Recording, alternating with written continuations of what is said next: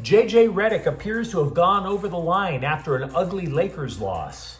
And if that's not enough, Austin Reaves needs an MRI today. Ruh-roh. And I don't approve of wagering, but place your bets as to which quarterback gets blasted harder when the Chargers play the Texans. Good morning. I'm James. And this is your daily dose of sports and snark for the greatest sports city in the world, Los Angeles. This is the Faithful Angelenos Morning Report. It is December 26, 2025. I had to redo this clip once Redick opened his pie hole. Boy, do we got a lot to discuss about last night's game. Welcome back to the home office. If you like being in the know about LA sports, clickety-clack the like button. Clickety-clack the subscribe button. There's a notification bell. Hit that. It'll let you know when we drop an update. Sharing is caring. Let people know we exist. By all means, comment. Now, we have an expanded look at the scoreboard today because what happened at Crypto.com Arena? Oh boy, season low for the Lakers in many more ways than one. Houston 119, Lakers 96. I had a completely different take on this ass kicking, which was a third consecutive Lakers loss, I might add. And then Redick opened his mouth. It's going to take a bit to unpack. To start, I want us all to climb in the Wayback Machine twice. First stop is 2003, when then Raiders coach Bill Callahan, who coached Oakland to a Super Bowl the year before, mind you, threw his team under the bus. He said, quote, "We've got to be the dumbest team in America in terms of playing the game," unquote. He was fired soon after that. Then, let's go to the day that Redick was hired by the Lakers. I question the move for multiple reasons, not the least of which is he is a former ESPN talking head. That means he was paid to give hot takes, opinions that would get under players' skins, right? Would he have the patience? Would he have the maturity as a leader of men to keep his mouth shut or to choose his words carefully with the press and then handle problems internally? Or would he look at the scribes that he has a working relationship with and then let things slip that he shouldn't? Yesterday, he chose the latter. So let's go back to Christmas. Let's go back to yesterday, when every defensive problem that the Lakers have had was magnified to a national television audience. It looked so bad out there that you questioned if the Rockets even had a playbook. Every shot almost was a one-on-one situation, not even a pick and roll. A Houston player like a Kevin Durant would make one move, all of a sudden wide open. The Lakers never led. The Rockets sank more than 50% of their shots. Interior defense was non-existent. Houston outscored the Lakers in the paint 68-52. So, yeah, it is absolutely fair to question the defense. But Redick did much more than that. Quote, "We don't care enough right now. We don't care enough to do the things that are necessary. We don't care enough to be a professional," unquote. Now, I realize that fans love the idea of a coach or a manager getting steaming mad at halftime, raising the temperature in the locker room, throwing a few F-bombs, throwing a few chairs, supposedly firing up the old team to give it their best, darn it. But you know where that happens? Behind closed doors in the locker room. You do realize that by saying we, you mean everybody. Redick just called the all-time point scoring leader in the NBA, LeBron James, unprofessional. Doesn't care. He called the future franchise player in Luka Doncic unprofessional. If you get called unprofessional at your job, you're starting to look for another job for two reasons. One, either you were unprofessional and you might get fired, or two, you're very much a professional and you don't want to work for people who think you're not professional. You said the players don't care.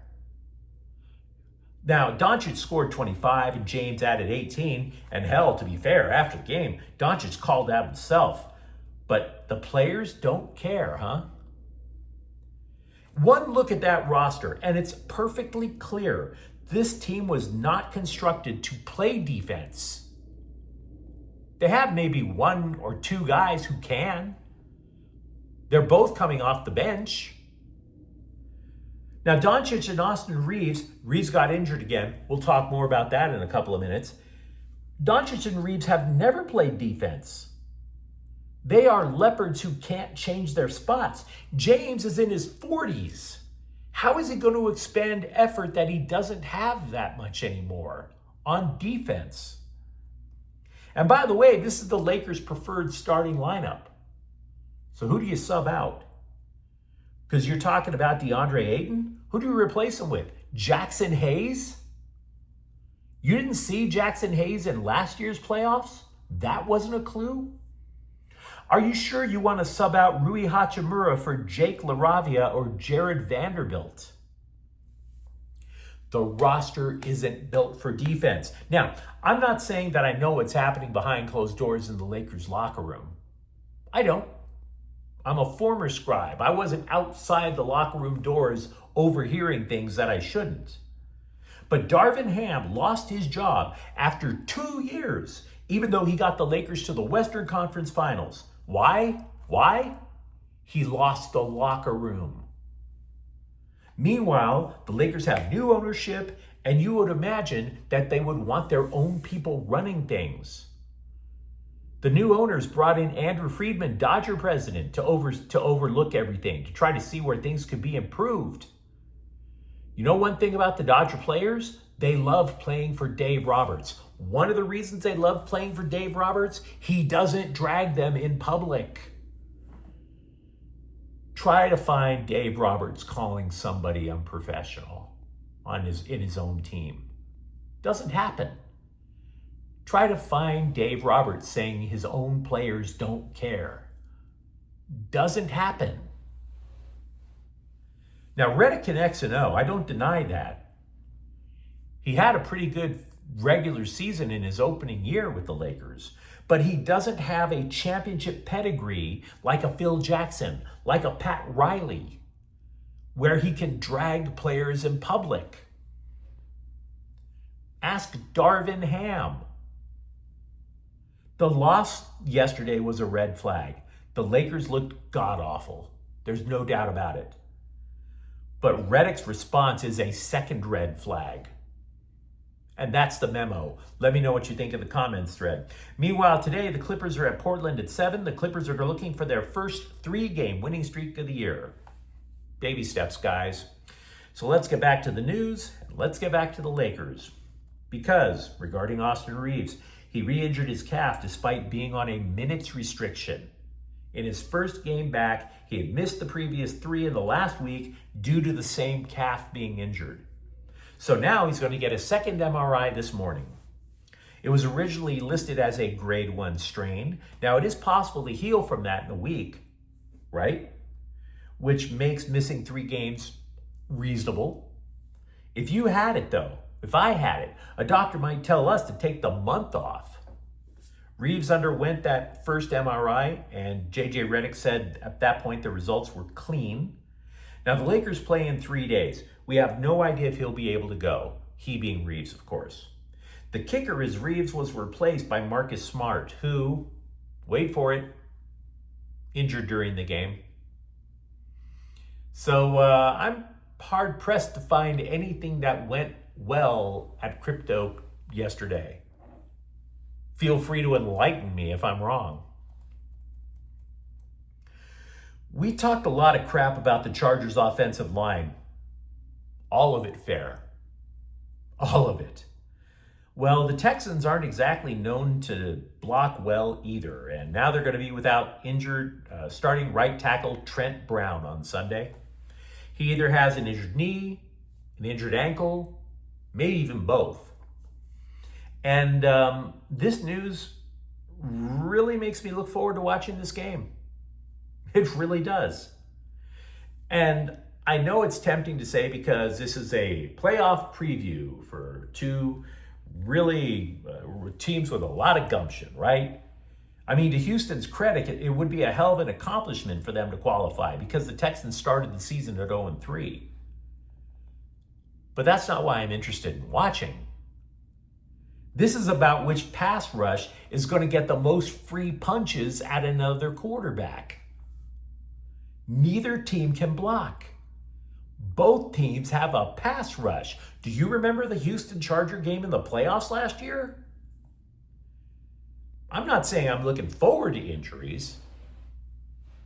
I'm just saying, if you watch auto racing for the crashes, this game is for you. Meanwhile, the LA Daily News is suggesting Troy Dye is the next man up at linebacker now that Denzel Perryman has been sent to his room for being oh so naughty over in Dallas. Defensive coordinator Jesse Minter said, quote, "We've won a lot of games the last couple of years in key sequences when Troy's been our linebacker," unquote. And you could call me guilty for getting in the minutia a little bit too much, but if I read that statement, I'm thinking to myself, it suggests that the Bolts still aren't going to use the guy that often. Key sequences? Now, this is just a guess, but this suggests to me that the Bolts will run a lot of 6 defensive backs out there. Corner Benjamin St. Just won't be one of them. He has a shoulder injury. But again, go back to our first Charger update. Does it really matter? The question is not, can CJ Stroud exploit the Charger corners? The question is, can CJ Stroud get a pass off before he gets buried under the turf? A lot of Chargers news to discuss. The Rams are expected to open the so-called window for safety Quentin Lake to return from injured reserve next week. Just in the nick of time, I might add. Sean McVay suggested Lake could play in the season finale against Arizona. Now, we have said all along that Lake does not have the skill set of Jalen Ramsey, who played a similar position with the Rams when the Rams won their Super Bowl.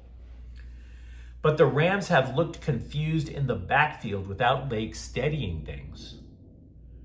Lake had a dislocated elbow. I admit that strikes me odd. I mean, everybody still knows where his elbow is. It's just that part of his elbow is located over there and another part over here. But whatevs. I want to give you a quick update on all those hot, moist Dodger hot stove rumors that have been clogging up my timeline and wasting what little of my life is left. Pete Fairbanks, no longer available. He signed with Miami. So, by my count, the scribes swore on a stack of all the holy books you could even find, maybe even a copy of Dianetics. The scribes swore on all those books that the Dodgers were in hot pursuit of 31 different players to create a mega team on top of a super team that was going to live on Mount Olympus and just come down on thunderbolts to play a game once in a while. The Dodgers only added one of them. They definitely aren't adding 4. Michael Conforto hit better than 1 for 31, guys. Say what you want. But you let me know what you think in the comments thread. Talk to me, for example, about what you saw over at crypto.com yesterday.